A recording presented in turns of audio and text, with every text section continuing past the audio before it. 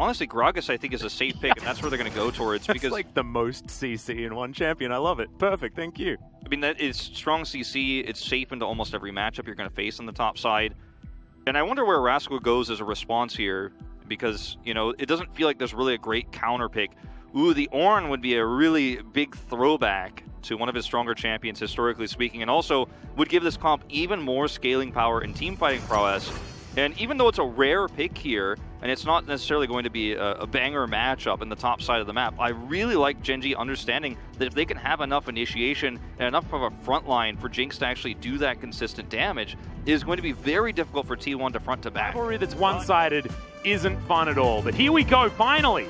Onto the rift for T1 versus Gen G. Should be able to farm quicker, earlier against the Orianna. We know that her lane control late is definitely much better, but ramps up. Comes Clid. As, Clid's going to wrap around from behind. He's going for carrier here. Of course, you can't lantern yourself as the flame chompers are avoided. Teddy, actually, though, not able to get onto the lantern, and he's just gobbled up by Life, who will say thank you so much for the first blood. The crab ray from Clid. Bot lane. I mean, you can't just let this go and also let Teddy free farm. They're being a little bit indecisive, but they are going to take the engage now. Actually, Rascal moving on over here. You can see Carrier getting there a little bit late as the Phalanx has been set up here by Gen G, and Shelly's not going to releash. The barrel going to miss as in goes the Ornn Horn. Does get a couple of knockups as Faker can take himself a lantern, but he says no. He wants to just get damage here onto Gen G. And Teddy's coming up. Yeah, T1 have taken it back, but Shelly did reset. Now Ruler's turn to come on through. Super Mega Death Rocket at the ready here. This is basically a ring around the rosy here for Gen G. They're not able to take the Herald themselves, but they can deny it multiple times here from T1. Yeah, getting control of these chokes as well is just so easy for BDD at the same time. He's got that Shockwave at the ready. There is no Ornn Horn, but he did manage to take down the Herald. And see whether any of these kills do come down. In a little bit of trouble is the Olaf as the eye is taken. 3-man Shockwave from BDD is huge, but now Rascal out of position. Super Mega Death Rocket body blocked by Carrier, cuz would have been very, very close. If they can take this advantage into the late game, we might have them taking the first game in this series. Not to mention, we will not have a Cloud Soul as well. It's going to be a Mountain. Certainly, that is the Gen G Ornn is right there. so happy with that. Critical T1 were able to take that away, bring that reset. So this is actually pretty massive. T1 have a great opportunity to force this fight on their terms for the first time in this game. Cuz standing at the front, you've got Rascal in pretty good horn position. As Ruler out of the fight for the moment. And T1 are going to start this one up. Ruler now just going to move on over with the rest of his team. Gets through unscathed as another control ward goes down. Gen G have picked up the aggro, and you can feel just how much both of these teams know the importance of this position. In comes the Ram, looking for Cuz, who does throw down the Ragnarok, but no way can he get into position. And T1 are going to give it away. You can see they were like, nope, it's a little too dangerous. Losing a fight here would be catastrophic. But the Faker can get over in time. Body slam onto Rascal. Gonna get knocked up though is Canna. Takes some rocks, able to utilize his stopwatch to avoid the Shockwave, and now no Shockwave is a huge deal. That's a great trade for T1, but isn't enough. Baker's going for a huge flank here. Yep, Call of the Forge God is available. Clid felt something in his waters. Spots Faker going for the slight flank, and now he's looking to close in. We'll see where Gen G are going to put themselves in this particular moment. I love the harass coming through from Faker here on the left side. He's just out of range of getting picked, and now T1 have reset the Drake, and they actually have priority here. Look at where Kana is. He's in such a great spot. This is beautiful from T1. Yeah, we'll see whether he can actually blast cone over. As you can see, he's going to get tongue lashed as now Clid getting on in there, not going to be able to find the smite. Now they have thrown his life away. The Devour is going to be available as Teddy. The close range weapons are so scary. The cast comes out, but the blast cone keeps Rascal alive after the flash. This fight from T1 was exactly what I'm talking about. You play safe, you wait for a mistake, you wait for an opportunity. The Shockwave was Gen G's best tool of wrestling that control away. They stopwatch it, they push in forward, they put Faker on the left side there because they know that Gen G cannot commit to chase him. Oh, they're gonna get the Banshee's Veil, as you mentioned. We'll see whether T1 are actually just looking for a trade. They could potentially run at the Baron. There is Severum Crescendum. This is real rough. Ruler's going to go over and try and solo this one out. And we'll see whether Gen G can play enough defense. This is so scary here for Gen G to actually split this up. Super Mega Death Rocket flying on towards the Baron, cuz taking a fair bit of damage here. Baron down to about 1,000, and it is secured by T1, but now The fight is on. Rascal doesn't find too much value there, but the Jinx takes down the Aphelios. Olaf, of course, is going to die, and Genji get Mountain Soul, give up Baron, but now 2 kills. Will this mean a broken base as Kana is running for the hills? The very terrified Yuumi is exactly how I would be feeling in that circumstance as well, as Clint comes on over. They're looking to try and stagger this one out. Even the comes teleport. over, and yeah, I just don't think that he's going to stand much of a chance here. And No more stopwatch. They were able to take the Baron, but they weren't able to group on it. And it's continuing to happen right now. They are ripe for a caster curse, and I want to apologize if that does happen, as Hook going to go wide onto Rascal. I mean, look at T1's positioning here. How will they ever close in on this Drake? Genji probably shouldn't overextend here, though. Yeah, Rascal actually is going to go golden. Tries to start this one as Moonlight Vigil actually going to get trolled a little bit there by Kana's cars. And the health bars on T1 go down low, but no one is actually taken out. Also, not a lot of R buttons down, as it's only Super Mega Death Rocket that's been picked up. That's not one of the CCs that they require.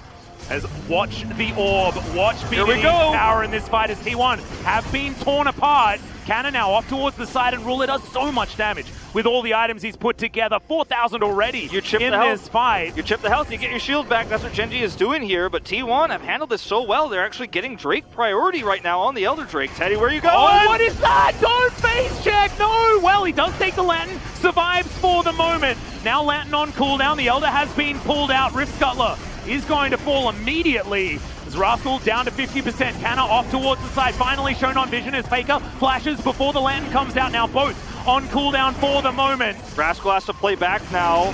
He's going to have to teleport back in. T1 now or never. Oh my goodness, the Super Mega Death Rocket. That means the bottom lane are out of this one. There is no way T1 can fight his Elder Drake for Genji. War of attrition won by the red team. And that might just be game here, Atlas. You can see Abyssal Voyage forward. They want to catch Kana. He has to ult out.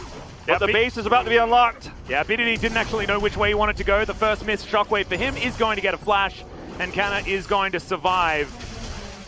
And this is going to be a Baron easily here for Genji. They get a pick or two there. They can just walk down the red carpet through here and just force them out. Oh my god, no! What? That's the brush he got caught in to lose the 92-minute game! Oh no. Well, oh god, no! The last nail in the coffin here is we're going to watch this one more time.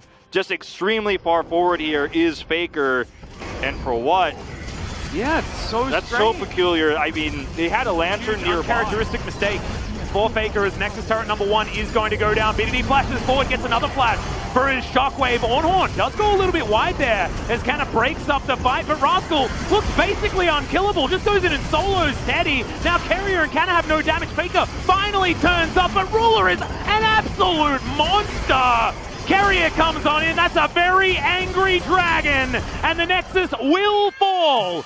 Genji take game number 1. I imagine Faker still did a fair bit of work, as you can see there. But this one's all about Ruler as far as damage goes. I want to shout out BDD. I think that his shockwaves were pivotal in the early to mid game. And what this Genji comp does is it enables Ruler in the late game. And this is exactly how this damage graph is supposed to look. The one time Genji had to give up the Drake was because his shockwave was stopwatched. If they can get vision control, I mean, look, if you go Jace, you have so much poke, it's actually insane. Like, could this be any more poke? No, I don't think so. unless you play like a poke support. I don't know which poke support you put in the bottom lane alongside a center, but you could theoretically do that. Yeah, this is going to be the Jace into the Scion, and is a difficult one for Scion to deal with. Early, I think that T1 are going to have a lot of control at the earlier stages of the game. I think there is a bit of onus on BDD to get his mid lane under wraps and allow Cleared to get around his jungle and possibly mitigate the push that Kana's going to put out. Scaling option here, but gives them hard engage, and Genji needs hard engage if they're going to take down T1. This has to be decisive. Many Udyrs with the Zoe because it gives you such vision control. Lily's not bad at that, and especially into a grave, she can be quite good. Just hold that thought. Yep, Carrier taking a lot of damage here. Taken down low, has to use the exhaust to get Ruler out of it. Now Teddy able to follow up very nicely. Rend just to say no to Carrier, as the Pierce not going to do too much there, but as well. Even going to come at the Ignite. That was close. As now we're looking to try and get this dive onto Rascal. He flashes. Turret aggro picked up by Cuz and held onto absolutely beautifully. Great gank up there, and we mentioned that T1 playing around topside should be an inevitability. Genji I think their spidey senses are tingling just a little bit here, understanding that there could be just another visit towards the top side. Rascal desperately trying to get towards his turret. Spear is going to miss, and Rascal's now just hopefully trying to deal with these minions. Oh no, knockup does land onto Cuz. He's still got turret aggro, but he's able to hop out of the way to the skies from Canna. He has to flash. Is he just dead? No! Gets the level up just in time. Cuz gonna look for one more spear. It's not over yet. Oh, Rascal's gonna get out of the way. Soul Furnace back available once again, and now Klid's finally gonna move on up. Herald. Look at the timing of this too. Yeah, right. Teddy gets in, out of vision. He is just seen. Pings come down. Klid cannot contest. He's gonna look for a smite steal. Oh! Okay, that's not, he just walks up to it and says thanks. Okay, well, that's one way of losing the Rift Herald. That's unbelievable. They can get the eye though. That's unbelievable that happened, Atlas. Like, he actually just walks up and takes it. Yeah, Cuz gonna have to try and get out of the way here as Klid. BDD finally there. The train leaves the station. I don't think anyone... Oh, yes, it was. So the drive-by collection of the eye was successful there for Rascal. Yeah, there's just no way you can mitigate this, and they also have the Rift Herald drop. They're going to try to turn this into a Drake play as well. Like, it feels like Genji are just out-macroing here. The value Teddy's getting on the top side is extremely mitigated. Even now with BDD showing up, he's going to get even less. This is definitely a trade that you want to take as Genji. Is it good enough for their composition later on? It's hard to say right now. It's hard to judge. But with the 2 Drake advantage, the extra gold that's given over to Ruler now, the fact that Genji had these really early is somewhat worrying in a different scenario. But because it's Cloud, I feel like T1 have a little bit more wiggle room as Kana really wants this plate. Yeah, he's pretty desperate. He's going to get it too. Yep, finds it, but you know, he's going to get decimatingly smashed. There's a raise in the area, gets the flash out from Kana. That one was free. There's now Klid coming on over. He's going to get distracted by a control ward. It's a big teleport to come through from Rascal as Shirley is the prize, and now T1 get to set up with their poke. Let's see how it's going to be utilized as Klid dodges that spear. Shock blast absorbed by Rascal, who's now getting tired, and the spear will connect now as well as reset. Shirley is going to reset, and Kana gets to work on this turret. Remember, his W makes it very easy to do a lot of damage to these in a very short period of time. If somebody gets low like this, it's just so hard to teamfight as Genji anymore. You know, even though they had the positional advantage and they were in prime position with the the power spike that they have at this point in the game before T1 actually get all their items online, they still just can't do it if T1 gets free poke like that. Yeah, and I mean this is exactly what T1's comp is designed to do, right? And it gets stand around in the river like this, and they are just going to benefit. Mid lane and T1 now thinking about moving towards their next objective that they can set up a control around. Genji, these are the kind of Drakes where, because you have 2 advantage and it's Cloud, I don't know if you need to fight this as Genji because you're walking into a team that's chipping away at you every step of your way in, and that's, if you get to the Drake, by the time you get there, will you have enough health to fight after that? I don't think the answer is yes, and they are able to dodge that spear, but they need to commit. Carrier in a little bit of trouble here as Rascal rounds the corner. That is a decent sleep onto Ruler, but no one's able to follow up. Carrier tanking so much damage, and Rascal not able to find the smash. Now is the time when T1 thrives, though, as Faker does find Rascal. They've got so much more sustain. Teddy, not a massive amount of mana, but see the damage? Klid getting chunked. Faker darting forward to find Rascal. They still have vision of this, and Rascal is going to get snared. He's still very tanky, so he should be able to get himself out of the way, but has these health bars been taken down low enough? T1 also struggling a little bit. Teddy only has about 1 more Piercing Darkness available with his mana pool, so both teams... He does a ton of damage, but it's just so difficult to do so that it might not matter. They might have missed their window to really snowball this game. And we haven't seen any showstoppers really do very much from Life as well. Like, I want to see the set get in there and actually try to put T1 out of position. Kill him. They kill the Devourer as well, right? He's the most pickable target right now. As, okay, here comes the train. Another flash comes out from Kana. That was already back up since their last fight. As Kemp Tank comes down, great knock up. And Klid should have the damage for this one. Kana just out of position, pushing up a little bit too far. Now Genji in a 4 versus 5 scenario, but there's 4 minutes left on this Drake. What are you really fighting for? Yeah, exactly. At this stage of the game, as Faker jumps on over, he'll find the bubble. Onto Klid as BDD flashes in front of the Battlestar to keep his jungler alive, and now Ruler finds Faker, who may be overextended. Fate's call is going to land under the Tom Kent as Faker spends so much time in his belly, but it means that Carrier gives up his life. Well, BDD gonna get snared up. Life Now in position to try to defend. Clid makes his way through, and now Teddy might be out of position. Devour going to be used, but now it's on cooldown. There's Scatter the Weak. Canna is dead once again, and here's the re-engage. Ulti comes through Cuz. Goes golden to mitigate it. Clid going to survive, and now the showstopper comes in. He's dead, actually, because there's no face call to keep him alive. However, now Faker could be in trouble, and this is not the kind of fighting that T1 wants. Ruler in trouble. Yeah, this turret is 100% the MVP as Pierce does a lot of work onto Faker, and Gen.G are bullied out of the way for now. I mean, it's not just the CS that he was also given. His sleep does connect. Yeah, and Life is going to take a hell of a lot of damage. There's Dawning Shadow, and Fate's Call mitigates it for now, but that is so many resources just to keep Life alive, and now he has to go home anyway. So, T1 will be able to grab their second Cloud Drake, and I want to apologize yet again. Like, think about if this was If this is Infernal or Ocean, yeah, it's a different story. I mean, if it's Ocean, it's like infinite mana, and then you just like get all of your health back. If you can actually, you know, stay at arm's length from Gen.G, they're going to be able to turn and win a 4 versus 3 is okay. Now it's just body blocking. Spear going to connect. Ruler in a little bit of trouble. Does have a lot of life steal, so should be able to just use this wave to get himself back up. Oh no, Cuz! Going to get taken down solo. The Primal Surge was decent, but that orb will finish him off. That's the jungler dead. And now Gen.G might think about heading towards this Baron. They have good vision control here too, Atlas. I mean, there's nothing for T1. They don't have the vision to actually throw these Battle Stars. They have to throw them blind. Well, they have to contest. They have to contest. Faker will be able to get extra vision utilizing his portal jump, but 4 versus 5 is so dangerous. Life are looking for a little bit of a flank, and it is just going to be taken by Gen.G. They had the Ren, they had the Smite. No way that T1 could answer, and now maybe out of position as Rascal is hurting Teddy and Carrier. The two-man face breaker is beautiful, and now Carrier needs to try and get over the wall, and he spits Teddy out. He might be safe, but BDD says absolutely not. And he's going to be able to find him exactly the perfect teleport. As Gen.G, they're actually just, they're farmers. They're farmers. They're hurting T1 right now. It's out. 30 seconds left on the Baron buff. Oh, look at Life! Flashing on in, finds the face breaker. Faker has to flash out once again. It's going to be Rascal there driving the train forward, and Faker nowhere that he could go. Dawning Shadow isn't saving anyone as Carrier falls down as well. Teddy does have a fair bit of damage. There are lower health bars, but Gen.G just look inevitable right now. They look like now. they want to end the game right now, Teddy. Oh dear, Rascal just standing in front of him. Yes, that is a hell of a lot of damage. BDD, you have been so good this game. Cuz and Canna against the world. Can they actually do this? But I don't think the answer is yes. Nexus turret number 2 goes down.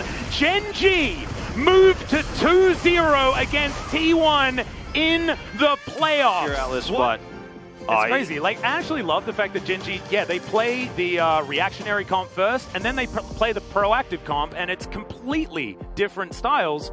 Both of them played very, very well. Still relatively slow, but T1 haven't been able to punish Gen.G. Their defensive play has just been really, really good.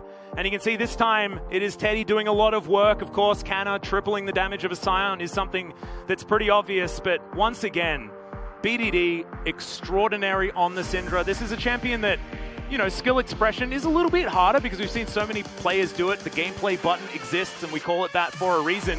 But his flanks, his positioning, his picks, his timings, so good. So it becomes easy to remove some of those options. Really like the Orianna ban. This will probably force BDD once again onto the Syndra. Nico being hovered here. This is a flex. This is actually really interesting. Can theoretically be going mid, but it is just going to be Syndra. So Nico Callista being flirted with on the side of Gen.G, but Syndra will be locked away. Teddy with his center in mind, but this would add a lot more CC.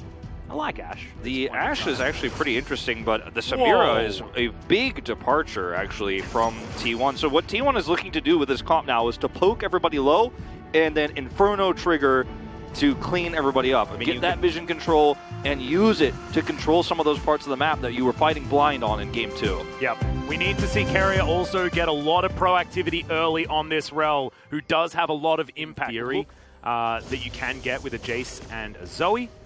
See a bit of a wraparound here as Canna slightly overextended. The Ghost already comes out. Acceleration gate. You can see Canna trying to go for the 1-for-1 as the Undertow is going to land, but they're just happy with a flash and Clid. Ends up being, you know, a little bit of wasted time here for a jungler that, you know, yeah, sure, he just This is super cool from Cuz.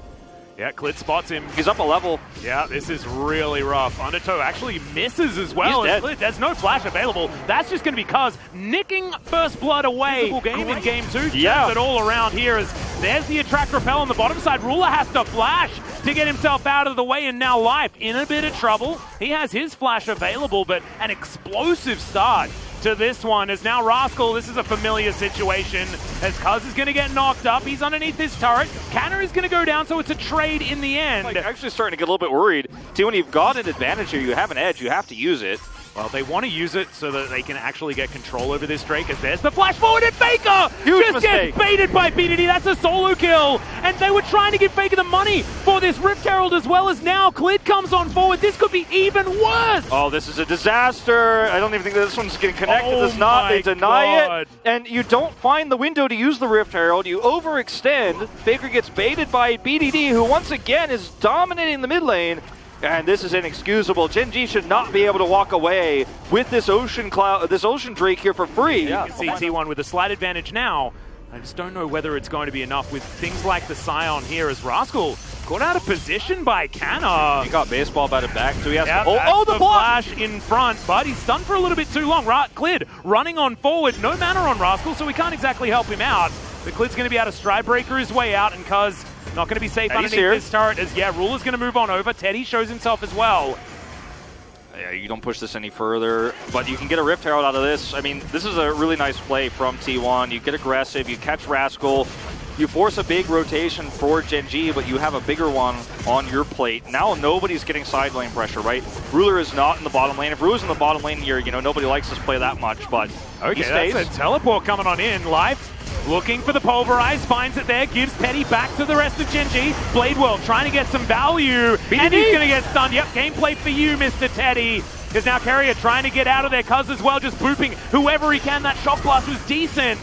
Just don't know whether it's quite going to be enough here, because they've already lost Teddy, and that is their end of teamfight win condition, right? To get value, it doesn't even have to flash.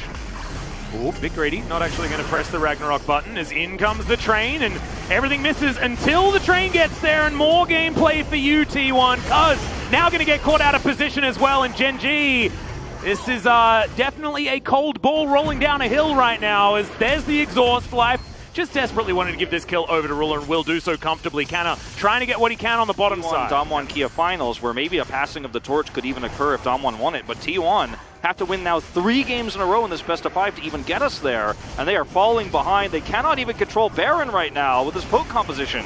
Yep, we'll see whether they can rain something in there. Of course, Canna needs to be in position, and Faker as well, but now the re-engage comes forward. We got a lot of buttons being pressed, and now maybe it's the opportunity for T1. The Clid goes golden right in the middle of it. You can see Ruler trying to do his best, but he's going to be taken down. The Baron helps him out. The Samira is dead, though, and now Gen G utilizing the more powerful wallets and just running at T1. That's a very short teleport. However, short. one that maybe Cuz not going to be able to... Yeah, you do get the extra movement speed from the teleport, but who was I kidding? It's Udyr.